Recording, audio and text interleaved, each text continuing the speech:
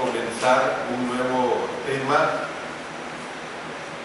Este tema lo vamos a estar desarrollando en 3 clases y el tema es no acepte sustitutos. Por supuesto que siempre les aclaro de este interesante estudio de la vida y ministerio de nuestro Señor Jesucristo, que son una continuidad de todos los temas que vamos desarrollando. Aquí en este tema vamos a estar viendo de la tercera Pascua al arribo de Jesús a Betania, o sea, es una continuación, y vamos a ver al Señor allí en Jerusalén en la fiesta de los tabernáculos como una continuación también, y vamos a ver que después de la fiesta se dieron enseñanzas adicionales también como una continuación. Vamos a ver la enseñanza sobre la luz y las tinieblas, enseñanza sobre la ceguera física y la ceguera espiritual, y culminaremos con la enseñanza sobre el buen pastor y los pastores asalariados.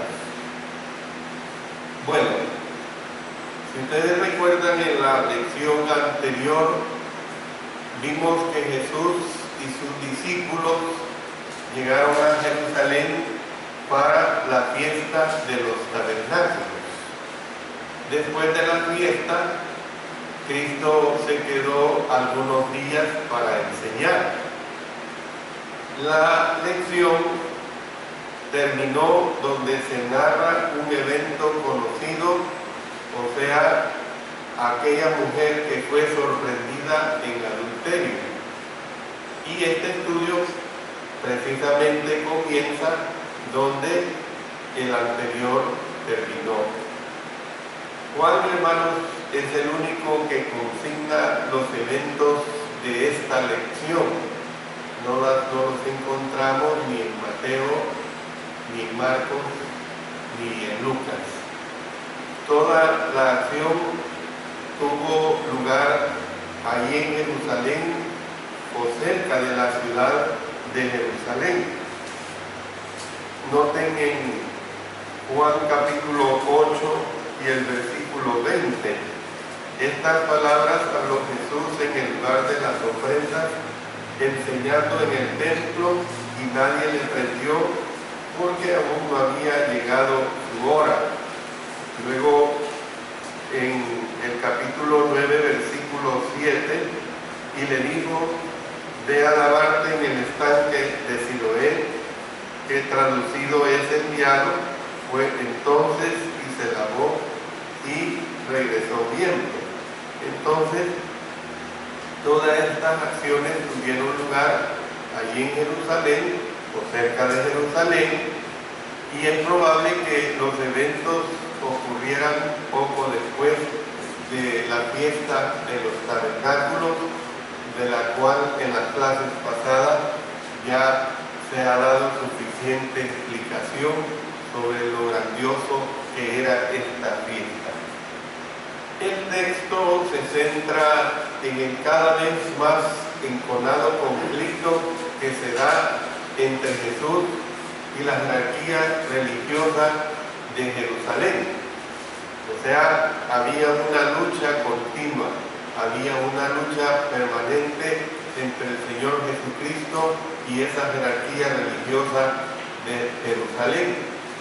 Él les dijo, noten en el verso 26 de Juan capítulo 8, les dijo a los dirigentes: muchas cosas tengo que decir y juzgar de vosotros. ¿Ve? Noten el énfasis en de vosotros. A partir de este momento, además de darse a conocer el mismo, pondría en evidencia a sus enemigos. Él declararía abiertamente quiénes realmente eran sus enemigos. Y en esta porción de la Escritura notan muchos contrastes, ya sea que se declaren o no se declaren, o sea, muchos contrastes explícitos o implícitos. Y estos contrastes se dan entre él y sus enemigos. Por ejemplo, Cristo es la luz del mundo, sus enemigos andan en tinieblas. Cristo, su juicio es verdadero, sus enemigos juzgan según la carne. Cristo es de arriba, sus enemigos son de abajo. Cristo no es de este mundo, sus enemigos son de este mundo. Cristo, su Padre es Dios, sus enemigos, su Padre es el diablo. Cristo dice la verdad, sus enemigos son mentirosos. Y vamos a ver cómo es que Cristo es el buen pastor y que sus enemigos son pastores asalariados. Todo esto es lo que vamos a estar considerando en el desarrollo de estas 3 lecciones, donde se habla de no aceptar sustitutos. Bueno, Cristo estaba haciendo afirmaciones cada vez más audaces acerca de sí mismo. Vamos a entender, hermanos, que la audacia del Señor Jesucristo es algo notorio y no tenía miedo, no tuvo miedo en declarar lo que Él era. Por ejemplo, Él dijo: yo soy la luz del mundo. Y ahí lo puede ver usted en el Evangelio de Juan capítulo 10, versos 11 y 14. ¿Ven? Hay una diversidad de formas en que Él se presenta de esa manera. En relación con la ilustración que Él dice, por ejemplo, yo soy el buen pastor. Él también dice que yo soy la puerta. Es decir, hay varias declaraciones que hay en las cuales Él está diciendo yo soy. Sin embargo, su afirmación más audaz, hermanos, eso es lo que quiero que ustedes retengan mientras estamos estudiando estas 3 lecciones. Su afirmación más audaz se dio cuando dijo: de cierto os digo, antes que Abraham fuese, yo soy. Verso 58 del capítulo 8 del Evangelio de Juan. Bueno, era una afirmación en el sentido de que Él existía antes que Abraham.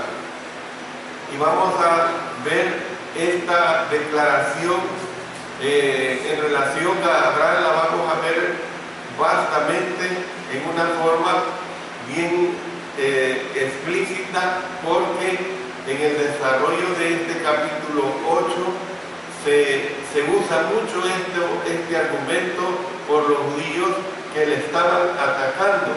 Entonces era una afirmación, pues, en el sentido de que Él existía antes que Abraham, pero era más que eso. Él les estaba diciendo que era una afirmación de deidad. Evidentemente ellos no lo entendían, y vamos a entender por qué ellos no entendían esta declaración. Va a quedar bien clara esa situación. Entonces, el contraste que se ve entre Jesús y los supuestos dirigentes espirituales de ese tiempo hace que se vea en esta lección el no aceptar sustitutos. Esta lección, hermanos, viene a colación con los eventos religiosos que ahora en nuestro país se están dando en relación a beatificar hombres. ¿Ven? Cuando nosotros examinamos a la luz de la palabra de Dios, nos daremos cuenta perfectamente que el Señor, a través través de su divina palabra, el Señor Jesucristo, a través de su divina palabra en el Nuevo Testamento, está hablando claramente de no aceptar sustitutos. Usted se da cuenta, usando una ilustración, cuando un producto se vende bien,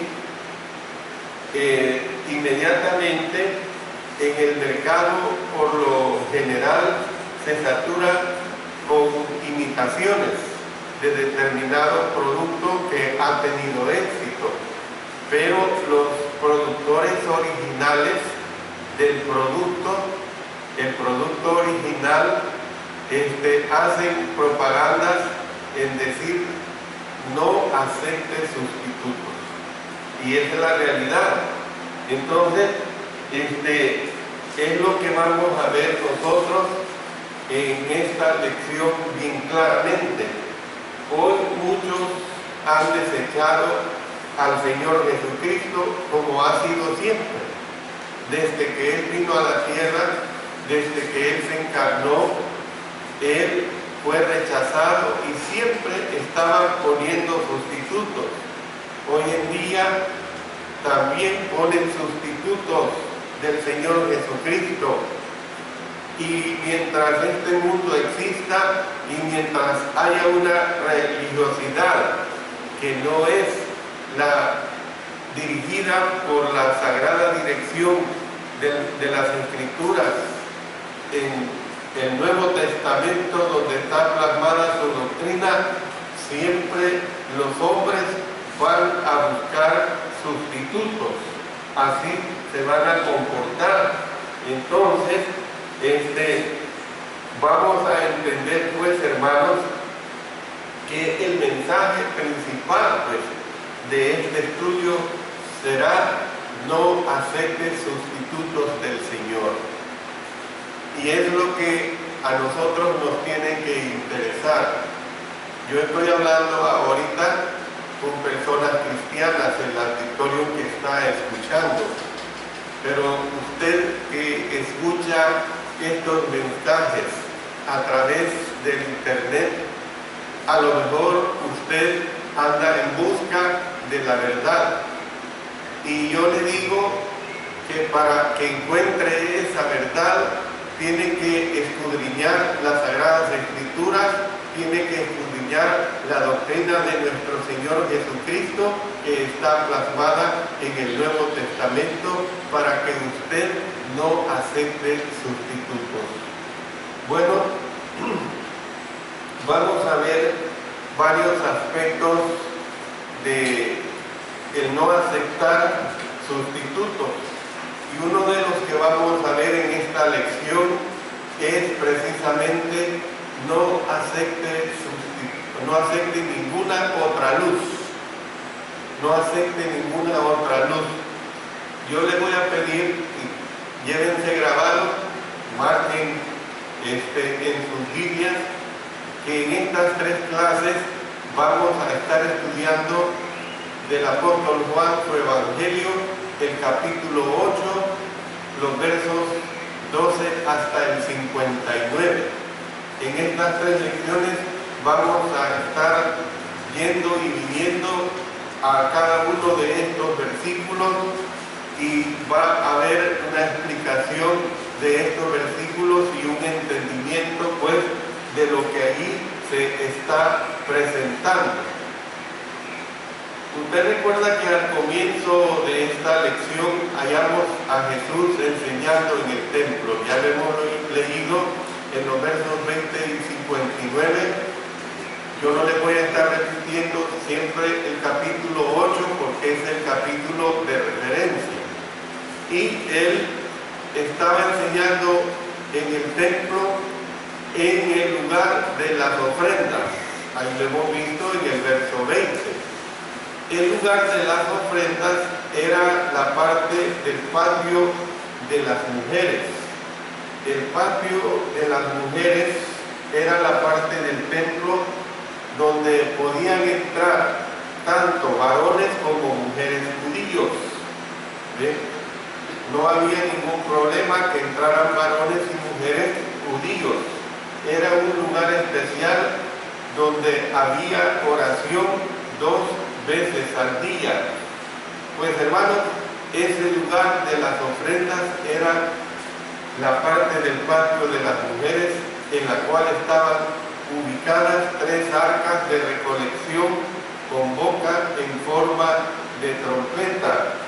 Vamos a ver un poco de ello en Marcos, en el capítulo 12 y el versículo 41. Noten lo que allí se dice: estando Jesús sentado delante del arca de la ofrenda, miraba cómo el pueblo echaba dinero en el arca, y muchos ricos echaban mucho.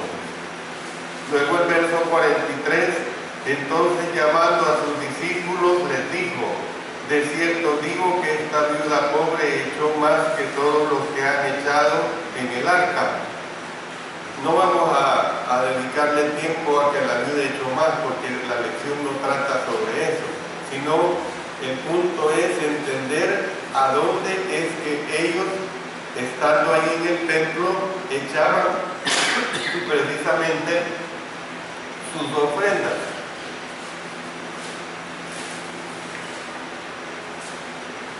No estaba lejos, según lo que se describe, del salón donde se reunía el Sanedrín. O sea, según los estudios que se han hecho, él estaba bien cerca del salón donde se reunía el Sanedrín. En la lección anterior vimos que Cristo ofreció el agua viva. Ustedes recuerden que Él ofreció el agua viva, una metáfora que se relaciona con el ritual del agua de la fiesta de los tabernáculos, que también usted a esta altura lo entiende perfectamente bien. En esta lección vemos que ahora Él se declara la luz del mundo. Él lo dice claramente que es la luz del mundo, un simbolismo que tal vez, hermanos, fue insinuado por el candelabro que colgaba sobre el patio de las mujeres durante la fiesta. De más está decirlo que en estos tiempos la forma como se alumbraban tenía que ser una luz creada por el hombre. No había los medios modernos como nos alumbramos en nuestros tiempos actuales, bueno, desde hace muchas décadas. Entonces, otra vez Jesús les habló diciendo, noten lo que dice aquí, otra vez Jesús les habló diciendo: yo soy la luz del mundo, el que me sigue no andará en tinieblas, sino que tendrá la luz de la vida. Verso 12. Esta afirmación, hermanos, es una afirmación audaz. ¿Por qué decimos que es una afirmación audaz? Porque solamente el Señor Jesucristo tenía el coraje, tenía el valor, le asistía la santidad de hacer esa declaración. ¿Ves?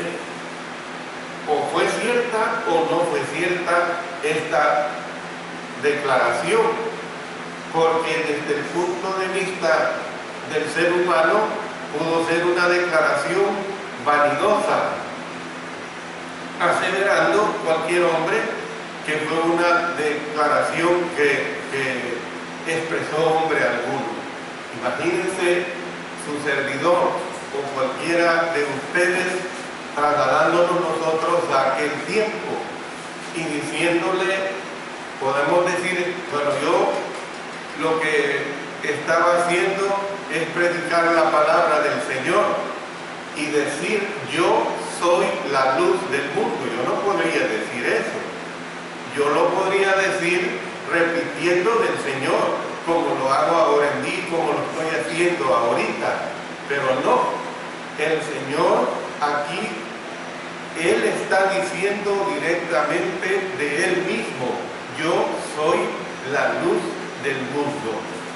Claro, todo esto para esos dirigentes judíos era una ofensa, porque su posición, recuerde usted, a esta altura, hermanos, hermanas, tiene que entender todo el acervo de lo que hemos venido estudiando de la vida de nuestro Señor Jesucristo. Cómo es que Él había hecho tantos milagros, cómo es que había hecho tantas buenas obras, milagros verdaderamente portentosos: sanar enfermos, resucitar muertos, alimentar 5.000, 10.000 o 15.000 personas a la vez de un poquito de alimentos. Entonces, realmente a Él le asistía el dar esa declaración, pero ellos no lo querían entender de esa manera. Entonces, nosotros tenemos que ver, pues, que estas palabras audaces del Señor Jesucristo provocaron una acalorada disputa con las autoridades judías, disputa a la cual le vamos a dedicar, hermanos, el resto de este capítulo, el resto de este estudio, lo vamos a estar dedicando a esa disputa. Si usted en su casa se dedica a leer el Evangelio de Juan capítulo 8, se dará cuenta que es una larga disputa que se está dando. Bueno, la disputa es una continuación de la polémica que se presentó en el capítulo 7 y se parece en el contenido al conflicto que tratamos en el capítulo 8, el capítulo 5. Muchos grandes temas se introducen en el capítulo, pero claro, por la falta de tiempo se impide pues seguir los giros y los rumbos de esa polémica, pero sí vamos a ver los puntos interesantes en cuanto a la polémica que aquí se está presentando. Es decir, vamos a conformarnos con los puntos más destacados que se dan aquí en este capítulo 8. Bueno, sigamos, hermanos, con que no acepte ninguna otra luz. Sigamos viendo que la luz de la verdad. ¿Por qué digo que sigamos viendo la luz de la verdad? Bueno, los dirigentes judíos interpelaron a Jesús. Miren los versos 25. Ahí en el verso 25 le dice: ¿tú quién eres? ¿Tú quién eres? Y vayámonos hasta el verso 53, en la parte última, dice: ¿quién te haces a ti mismo? ¿Quién te haces a ti mismo? Nosotros hoy a lo mejor diríamos: ¿quién te crees que eres? ¿O qué te crees? ¿Verdad? Así en nuestro lenguaje bucólico, en nuestro lenguaje característico. Y el Señor Jesucristo no dudó en decirles exactamente quién era Él y en qué consistía su misión. Ya vamos a considerar la afirmación de Jesús en el sentido de que Él es la luz del mundo en esta declaración del verso 12 que hemos leído. Pero miren, voy a hacer referencia a varias otras declaraciones. En los versos 14 y 16 dice: Él hace ver que sus palabras eran verdaderas. En el verso 23, Él dice que Él era de arriba. En el verso 26, que había sido enviado de Dios. En los versos 26 y 28, que solo hablaba lo que Dios le enseñaba. En el verso 29, que solo hacía lo que agradaba a Dios. Imagínense, hermanos, esta diversidad de declaraciones que les está dando. Y ya vamos a ver más adelante, si el tiempo permite, en esta lección inicial, los argumentos que ellos le presentan. Bueno, cuando Él dice que Él había sido enviado, El ser enviado es porque era un apóstol y que significa literalmente uno que ha sido enviado. Los 12 apóstoles fueron apóstoles de Jesús, pero el Señor Jesucristo, hermanos, fue un apóstol de Dios. Miren qué gran diferencia. Fue un enviado directo de Dios. Fue el enviado que es el Mesías del cual había venido hablando el profeta Isaías y el profeta Jeremías, y que cuando llegóse el tiempo de la llegada del Señor Jesucristo, pues no le creyeron, lamentablemente. En relación con la afirmación en el sentido de que Él solo hacía lo que agradaba a Dios, hay que hacer notar cómo es que Él desafía a sus oponentes según se consigna. Miren lo que se nota en el versículo 46. Usted notará que yo estoy saltando de un verso a otro, no estoy siguiendo en el orden los versos porque estoy presentando esos argumentos. Entonces, note ese desafío. ¿Quién de vosotros me redarguye de pecado? Hermano, ¿quién puede decir de nosotros eso? Yo creo que nadie, ¿verdad? Pero él con suficiente autoridad dice, ¿quién de vosotros me redarguye de pecado? Si hubiéramos sido nosotros los que hiciéramos esta pregunta, solo les tomaría unos minutos a las personas que nos conocen hacer una lista, a lo mejor de casi 1 metro de largo. ¿Ven? Una lista enorme de nuestros pecados, de los pecados que hemos cometido. A Jesús, sus enemigos trataron de acusarlo, pero lo más que pudieron hacer fue hacerle objeciones de poca envergadura, de poca monta, podemos decir, de poco valor, en el sentido de que había quebrantado el día de reposo, que ya hemos visto lo suficiente, los argumentos que él les había presentado, el por qué había quebrantado el día de reposo. Entonces, a Jesús, en cambio, nadie pudo acusarlo, hermano. Nadie lo pudo acusar. Él era libre de pecado. Miren lo que tenemos, si vamos a la carta dirigida a los hebreos, en el capítulo 4 y el versículo 15. Miren lo que ahí se expresa. Porque no tenemos un sumo sacerdote que no pueda compadecerse de nuestras debilidades, sino uno que fue tentado en todo según nuestra semejanza, pero sin pecado. Pero sin pecado. Esto es bien claro, hermanos. Esto es bien fuerte. Bueno, en respuesta a la pregunta que se hace en el verso 25, miren lo que dice el verso 25. ¿Tú quién eres? Mire, cuando le hacen esta pregunta, él dijo, en otras palabras, y vamos a leer varios versículos para entender la respuesta que dio cuando le dicen a él, ¿tú quién eres? Miren los versos 37 y 40. Soy aquel a quien procuráis matar. Soy aquel a quien procuráis matar. Luego veamos el verso 28. Soy aquel a quien levantaréis. Esto en referencia a su muerte en la cruz. Luego el verso 21. Soy aquel que se irá al cielo. Esto en referencia a su ascensión. Y luego el verso 24 dice, soy aquel en quien deben creer para ser salvos.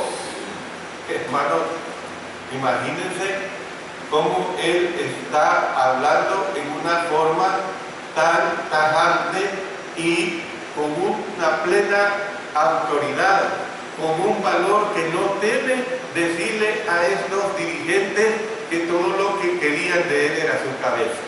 Todo lo que querían de él era precisamente su cabeza. Si usted recuerda en la lección, en una de las lecciones anteriores que vimos rumbo a Jerusalén, se mencionó brevemente en Juan capítulo 8, versículo 24, y este versículo es una aseveración general sobre creer en Jesús, que es el Mesías. Miren lo que dice el verso 24, dice: por eso dije que moriréis en vuestros pecados, porque si no creéis que yo soy, en vuestros pecados moriréis. Este versículo, hermanos, es una declaración general sobre creer que Jesús es el Mesías.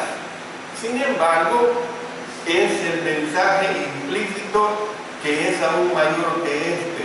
O sea, el Señor Jesucristo dijo literalmente que ellos tenían que creer en Él. Ellos tenían que creer que Él era el yo soy. Es decir, esto es que Él era Dios. Miren lo que tenemos aquí en Juan, en el verso 58 del capítulo 8. Jesús les dijo: de cierto digo, antes que Abraham fuese, yo soy. Entonces, hermanos, nosotros podemos ver claramente que en el versículo 30, mírenlo cómo se lee el versículo 30, hablando él estas cosas, muchos creyeron en él. Sorprendentemente, entre los que creyeron en él se encontraban algunos que pertenecían a la jerarquía judía. Bueno, muchos que creyeron en él fueron precisamente aquellos que andaban realmente interesados en creer acerca de sus enseñanzas. Bueno, más adelante en el Evangelio de Juan, en el capítulo 9, miren lo que dice el verso 16. ¿Cómo puede un hombre pecador,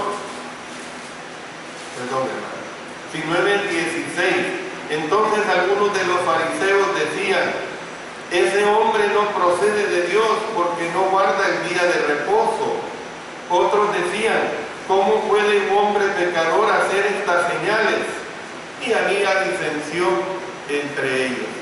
Y ustedes recuerden que uno de estos hombres era el caso de Nicodemo, que vino a él de noche, el caso de José de Arimatea y algunos otros más que realmente se destaca que creyeron en él. Entonces, Cristo hizo hincapié en que la fe en él no había de ser secreta. Él hizo hincapié, hermanos, en que si van a creer en mí, tienen que declararlo. Si van a creer en mí, no tienen que ocultarlo. Si van a creer en mí, no tienen por qué andarse escondiendo. Entonces, él hizo hincapié en que no debería ser una creencia o una fe secreta, sino que sería una fe, una creencia que debería demostrarse. Debería demostrarse claramente. Por esta razón, dijo Jesús claramente, miren lo que tenemos en el verso 31. A los judíos que habían creído en él, dice: si vosotros permaneciereis en mi palabra, seréis verdaderamente mis discípulos.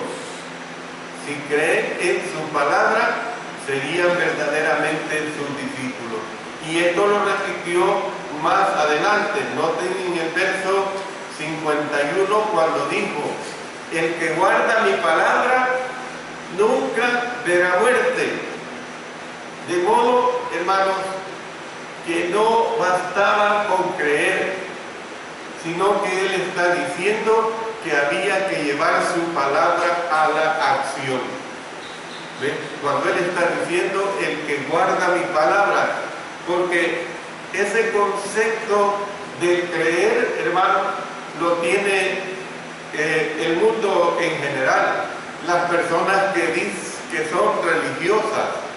¿Usted cree en Dios? Sí, yo creo en Dios. ¿Usted cree que Dios tiene poder? Sí, yo creo que tiene poder. ¿Usted cree que la Biblia es la palabra de Dios? Sí, yo creo que la Biblia es la palabra de Dios. ¿Usted en qué Dios cree? Pues en el Dios de la Biblia. Pues todos usamos la misma Biblia y es al mismo Dios que pregonamos. Eso es bien fácil decir. Eso es bien fácil expresarlo. ¿Ven? Pero el punto es que creer en Dios es precisamente pasar a la acción de lo que Él dice, obedecer lo que Él realmente está diciendo. Y eso es lo que se está presentando acá. Yo me voy a quedar aquí hasta este punto. Vamos a continuar en las próximas clases viendo sobre lo que consiste precisamente esas tinieblas del error. Espero que hasta este momento hayamos sido muy edificados por lo que el Señor Jesucristo tuvo esa audacia en declarar todo lo que Él realmente era y no tuvo ningún temor de expresar.